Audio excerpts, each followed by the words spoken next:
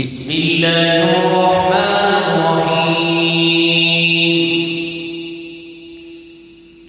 ويل للمطففين الذين إذا اكتالوا على الناس يستوفون وإذا كالوهم أو وزنوهم يخسرون ألا يظن أولئك أنهم مبعوثون ليوم عظيم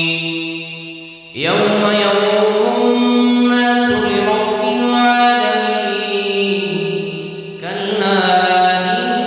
كتاب الفجار لفي سجين وما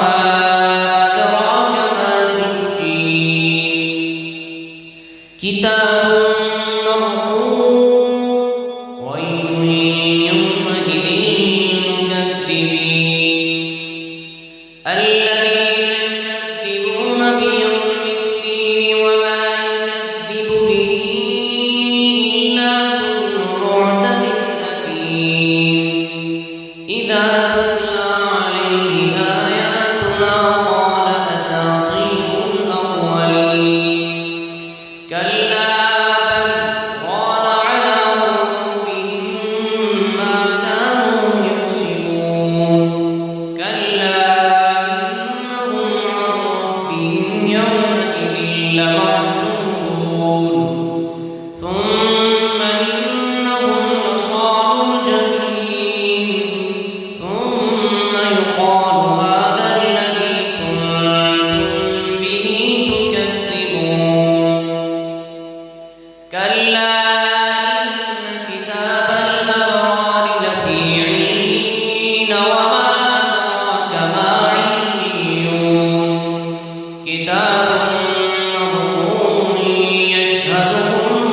المقربون